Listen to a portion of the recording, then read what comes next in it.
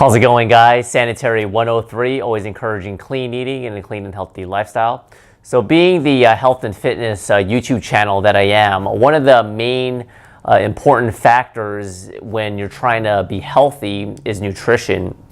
And with nutrition comes grocery shopping. But with all the different and various grocery stores across America, it's really hard to determine, or it can be a little bit confusing as to which is the best fit for yourself. So in today's video, I'm going to give you my unbiased opinion and talk about some of the pros and cons of various grocery stores across America. Now, because I live on the West Coast, there may be some grocery stores that I don't mention, but I can only go by personal experience. So let's start off with the first one, and that is Whole Foods. I'm sure you've heard of Whole Foods by now, but if you haven't, you would probably be really amazed the first time going in there.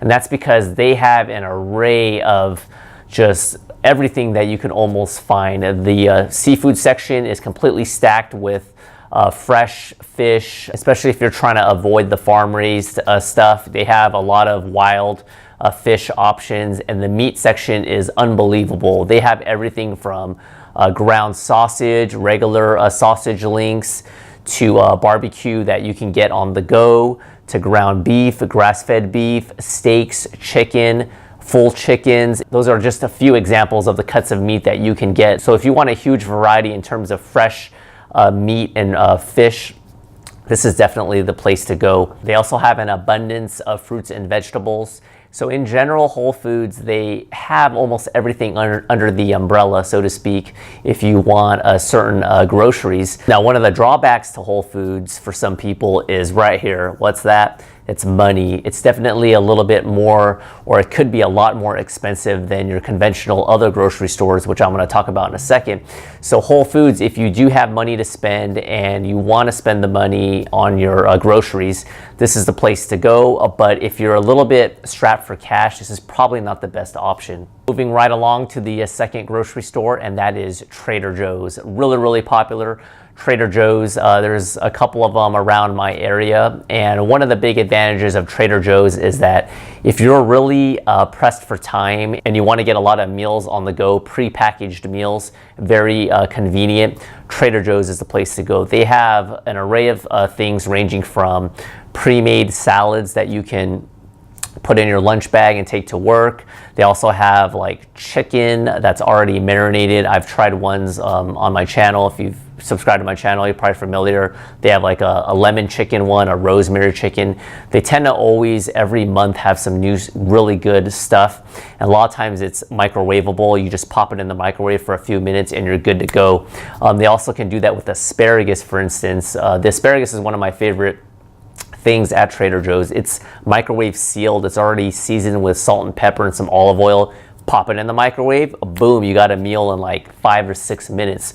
So in terms of convenience, Trader Joe's is the way to go. One of the drawbacks for some people for Trader Joe's is the fact that they don't have a fresh meat section and seafood section. So if you're looking to get some sausage by the pound or some grass-fed beef, this is not the place to go. You're in the wrong spot. They don't have that, so that's one of the things that you may want to consider if you decide to go to Trader Joe's. Another small drawback, and I can only speak from experience, is that Trader Joe's in general, although in my location they relocated to a bigger location, but a lot of Trader Joe's locations I've noticed are a little bit crammed. I don't know if that's just on the West Coast in California, but let me know your guys and gals' experience. But with Trader Joe's, tends to get really crowded at times, and because the square footage of the facility is not as big, it just feels really crammed. So this is something that you're gonna have to deal with.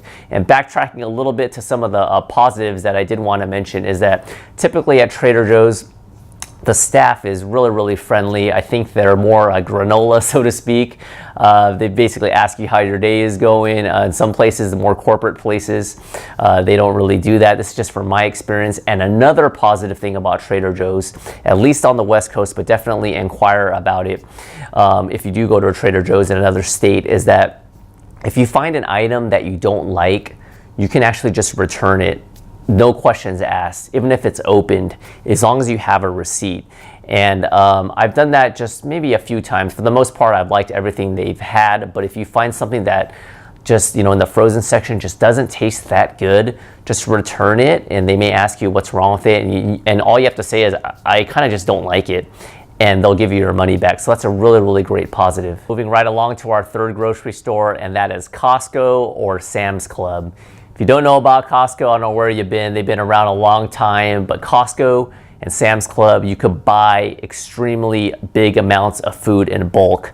This is a great advantage if you have a big appetite and or if you have a huge family. Typically, but not always, if you buy in bulk in general, you typically can get a better deal. So that's one of the biggest advantages of Costco. Also, Costco, they've definitely expanded quite a bit. I don't have a membership to Costco, but my wife's, or I should say my in-laws, they do have a Costco card, and a couple of times I did go with a gift card, and I was pleasantly surprised by the amount of organic stuff that they had at Costco. Now, I live in an area in the West Coast is a little bit more cognizant of that, so it doesn't always apply to every Costco, but they definitely are branching out. And they also have like a huge wine list. They have all sorts of stuff. Oftentimes when you go to Costco, they'll have people doing demonstrations for like juicing and stuff, and a lot of free samples.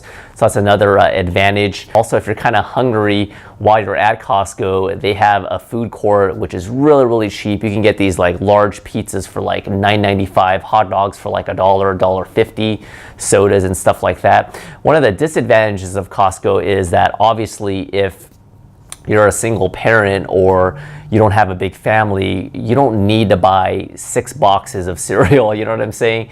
It's just really, really not worth it. By the time you get to that 3rd box of cereal, you're probably gonna be a little bit sick of the food. I prefer a little bit more variety. After like 1 bag of chips, I want to mix it up a little bit. But if you like to buy things in bulk, this is definitely the place to go. And one last disadvantage that I see for Costco, some people don't really care, is that at least the ones that I've been to, they don't really have an express line, and this is kind of a pain in the butt. And I guess it kind of makes sense from a business perspective, because most people that go to Costco, they're probably gonna buy a lot of items, but it kind of sucks when you go and you only have, let's say, like 14 items or 12 items.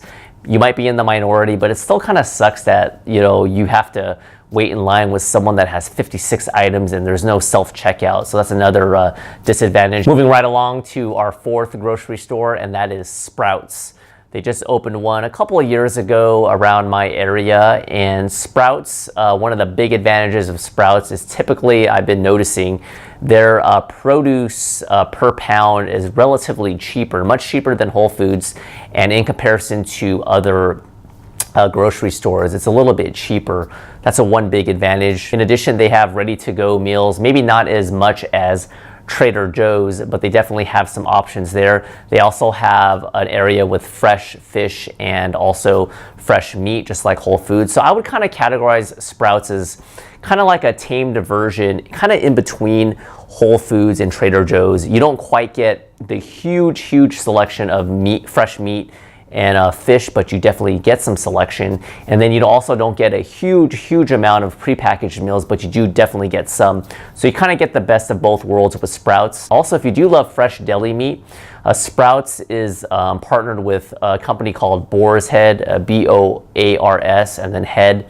Their Boar's Head fresh meats and delis are absolutely delicious. For the most part, when I go to any grocery store and I get thinly sliced fresh lunch meat, it's been pretty good, but Boar's Head is absolutely delicious. I don't go to Sprouts that often anymore, but when I do, I definitely hit up the deli section. One small inconvenience of Sprouts is that I noticed that the aisles down the grocery aisles are really crammed.